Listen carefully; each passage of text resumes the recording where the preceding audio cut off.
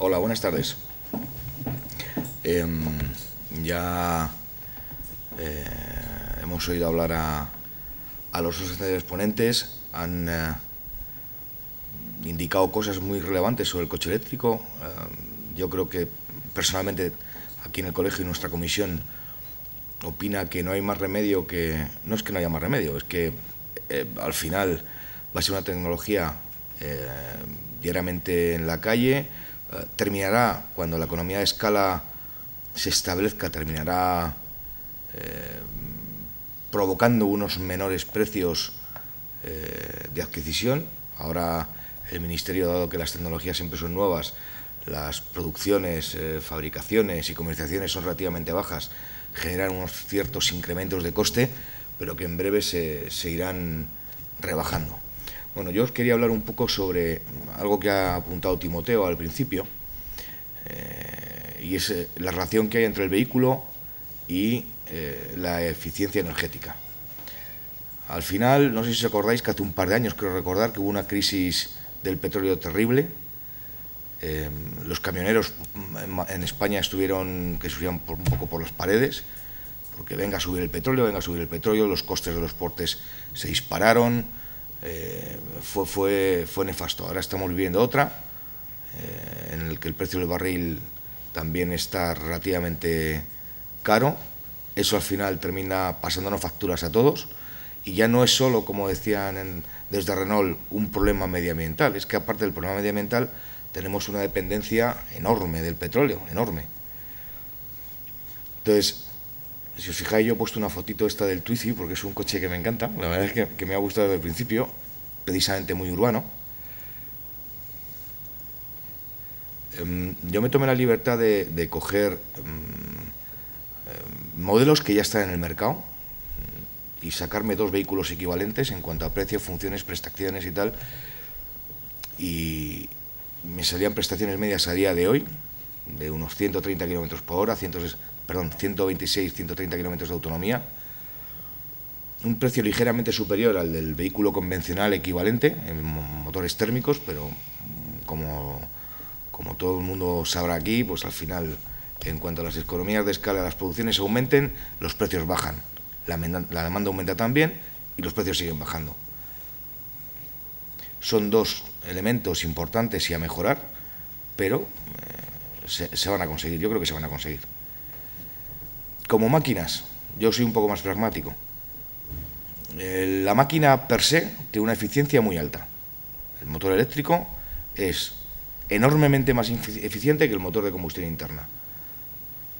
¿Cuáles son las razones? Pues bueno, el vehículo eléctrico, ahí tenéis a igualdad de pérdidas aerodinámicas o de rodadura. Las pérdidas en el motor eléctrico son fundamentalmente por histéresis, corrientes parasitas, ventilación de motor, rodamientos, son de ese tipo, no hay más. Y la del motor de combustión interna tiene un problema, aparte de todos esos, con sus rozamientos y tal, tiene unas pérdidas térmicas enormes.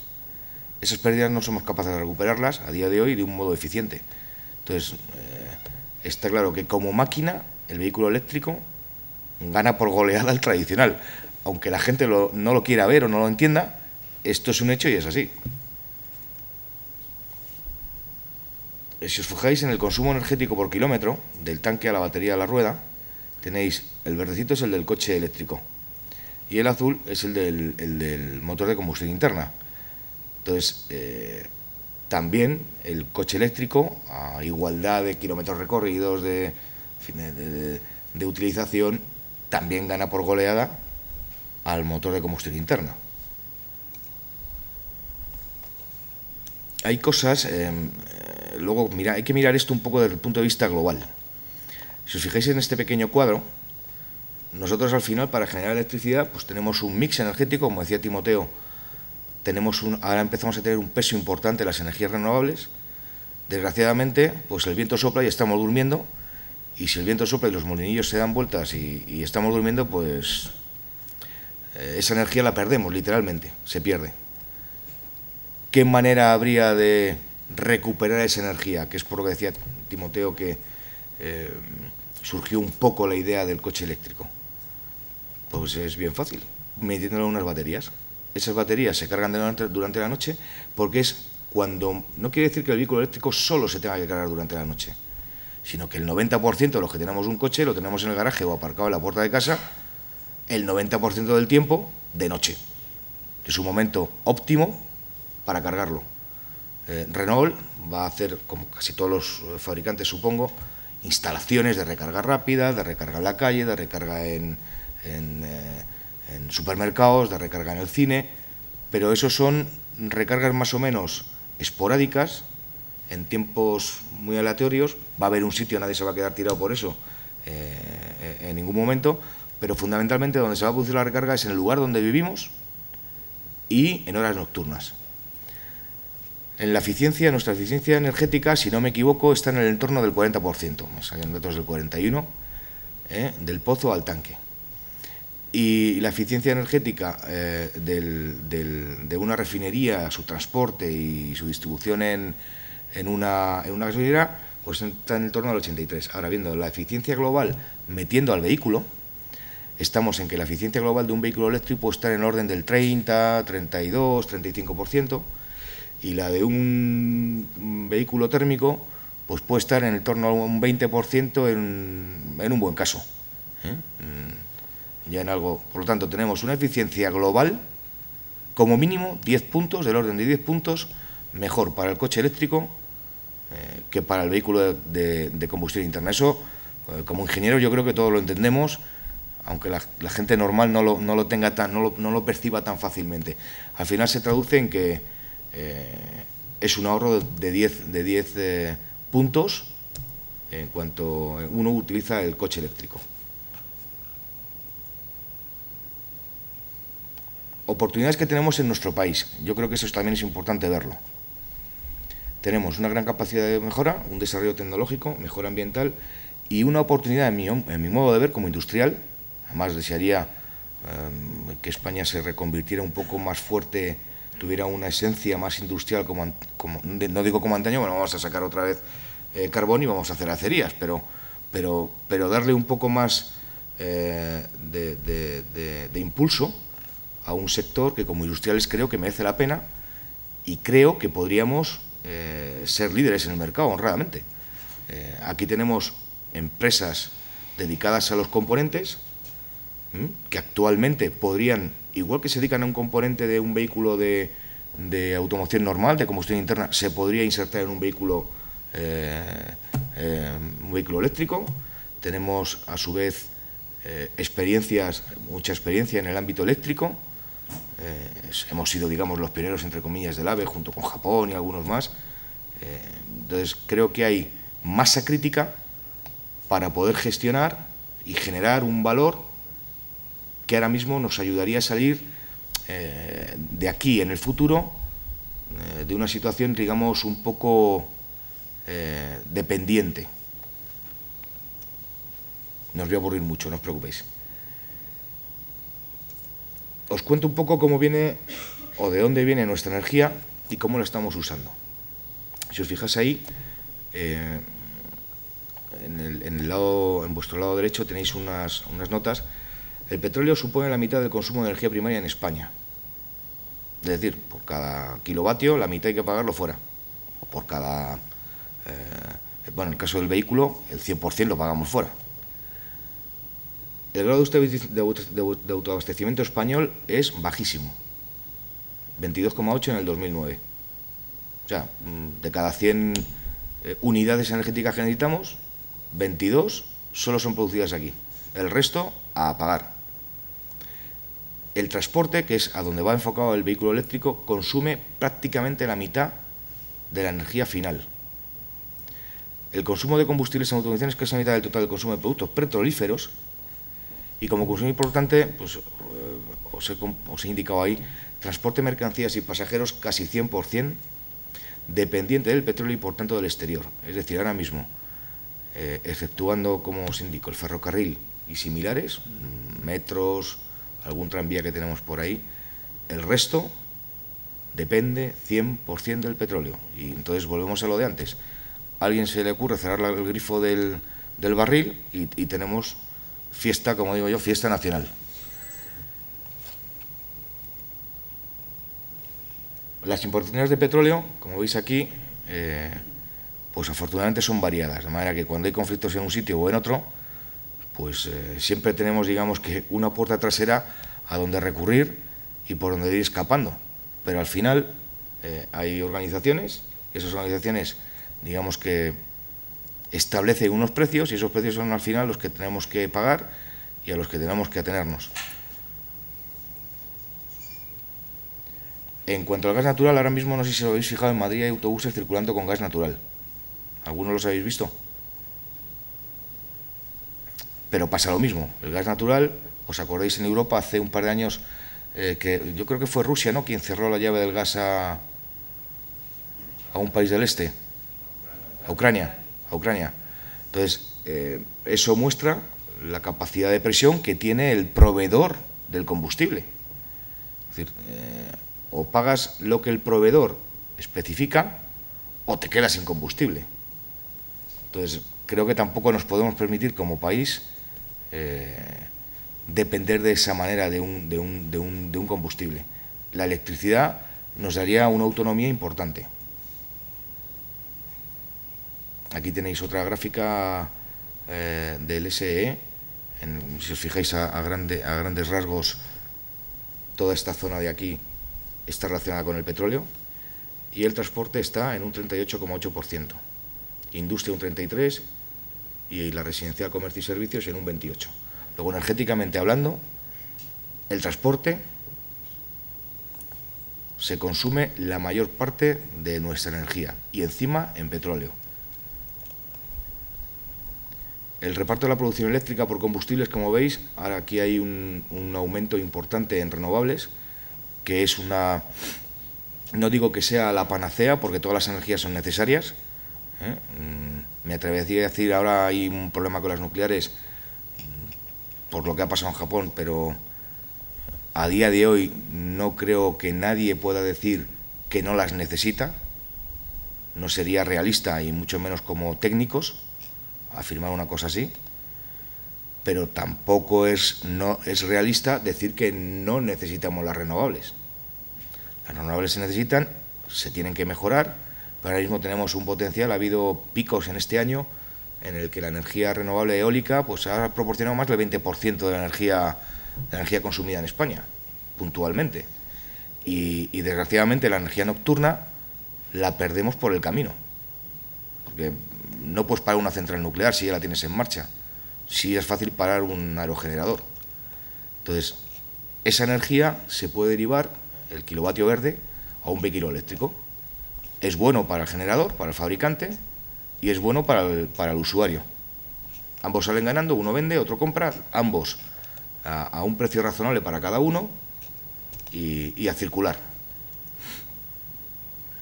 Si os fijáis, nuestra curva, y esto viene de Red Eléctrica Española, nuestra curva de demanda energética básicamente durante el año es de este tipo, ¿vale?, con más o menos diferencias. Esta fue del 22 del 12 del 2010.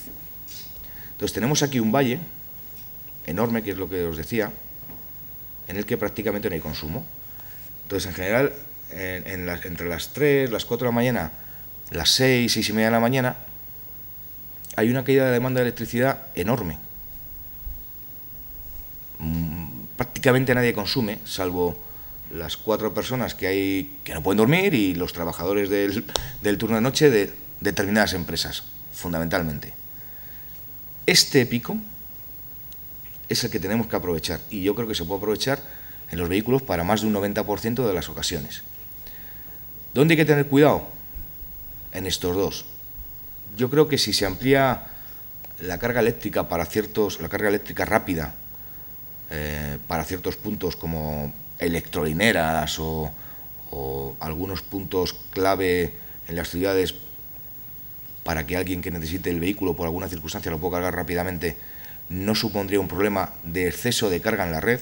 Otra cosa es que todo el mundo quiera cargar el coche en 5 minutos.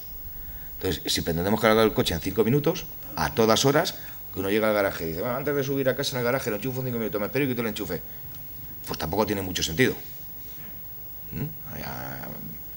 Entonces, al no tener ese sentido, lo lógico es aprovechar ese valle y dedicar pequeños valles que hay entre medias por aquí, evitando, entre comillas, saturar la red por aquí, que yo creo que no se saturará, y se ganaría mucho en eficiencia energética, de manera que podríamos ir aplanando esta curva,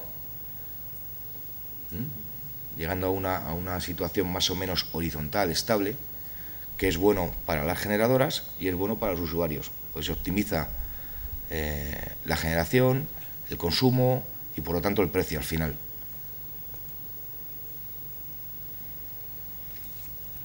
Como un cierto resumen, vehículo eléctrico, pues el precio tiene que bajar, bajará con las economías de escala, en cuanto empecemos a producir, bajarán, la autonomía aumentará, poco a poco, como iban diciendo desde Renault, la autonomía ya está en una media incluso de 200 kilómetros o 215 kilómetros, ya es algo más que aceptable comparado con hace muy poquito. Y los tiempos de recarga, pues lo que antes era aparentemente inviable, hoy, si se quiere, se puede cargar un coche en 5 minutos. ¿Que sea lógico hacerlo en todas las ocasiones? Yo creo que no. Entonces, yo creo que los usuarios al final son lo suficientemente inteligentes como para dedicar las recargas de 5 minutos cuando realmente hacen falta, en los sitios que hacen falta, y dedicar recargas de 4 o 8 horas pues cuando están en su casa tranquilamente y tienen el coche aparcado en el garaje o en la puerta de casa. En cuanto a la generación, red y distribución, pues habrá que instalar puntos de recarga, tanto residenciales como multiusuarios rápidos o instalaciones de swapping. Yo no sé si algunos fabricantes, creo que sí, están planteándose la posibilidad de swapear o intercambiar baterías, de manera que haya puntos en algunos sitios en los que uno, en vez de enchufar el coche, lo único que tiene que hacer es pasarlo y, digamos que como con las bombonas de Buntar antiguas, coger la batería, quitarla y poner otra, se acabó, y a seguir. Eso probablemente sean instalaciones muy útiles en viajes largos, carreteras, porque el coche está pensado para la ciudad, con autonomías más cortas y un vehículo más pequeño, que realmente sea útil, pero en cuanto se dé el salto, no va a haber ningún problema en hacer 800 kilómetros sin dedicar más tiempo al repostaje que el que se dedica hoy. Entonces, si eso es así, a mí particularmente me da igual usar un coche que otro. No me voy a enterar de si lleva motor de gasolina o motor eléctrico. Por otra parte, hay que hacer, que también lo apuntaba Timoteo, pues una regulación seria para evitar lo que le pasaba con el móvil cuando se va de viaje. También me pasa a mí, y supongo que a vosotros también. Conseguir unificaciones robustas en cuanto a los sistemas de recarga. Únicos enchufes, únicas clavijas, únicas líneas dentro de las variedades que pueda haber. De manera que cualquier vehículo se pueda conectar en cualquier sitio. Y por último, pues en cuanto a puramente razones políticas, porque no todo deja de estar influenciado, establecer reglas de juego claras y estables en el tiempo. Yo creo que si los políticos, en términos generales, no solo a nivel nacional, sino a nivel europeo y, si me lo permitís, supraeuropeo, establecen reglas de juego claras dentro de las típicas políticas económicas que cada país se marca y tal, creo que es una realidad más pronto que tarde. De hecho, como dicen en Renault, tienen coches circulando. Yo, francamente, no le dije nada antes, pero yo sí los he visto, y he visto antes a alguna otra empresa por ahí cerca, en Martorell, haciendo pruebas a un vehículo eléctrico, y me sorprendió enormemente, porque parecía un coche normal, llevaba circulando un montón de tiempo, no ha dado ningún problema. Son coches, si me apuráis, más robustos que los actuales, porque son más simples y por lo tanto más fiables. Y por último, pues puntualizar que para esto hay un paso más, en mi opinión, en la opinión nuestra de la comisión, que es la generación in situ para tracción. Ya hay vehículos que hacen esas cosas de generar electricidad in situ. Es lo de las famosas fuel cell, células de combustible, que tienen algunos problemas hoy en día. El INTA ha desarrollado algunas cosas, el problema está en las membranas, son todavía muy caras, las fabrica DuPont, algunas de ellas son enormemente caras. Supongo que también bajarán en cuanto a precio en cuanto las producciones aumenten, pero es un paso futuro. Como ventajas fundamentales, tanto del vehículo eléctrico como el hidrógeno, se puede decir que también permitiría una regulación de la energía eólica, al igual que una batería coge esa energía y la guarda para luego usarla.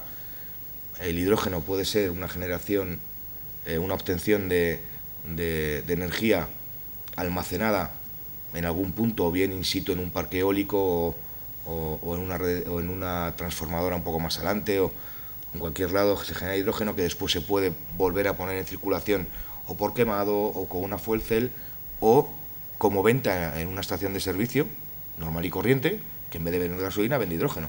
La MT también tiene autobuses de hidrógeno y tiene hidrogeneras. Ya tenemos gasolineras, hidrogeneras y electrolineras.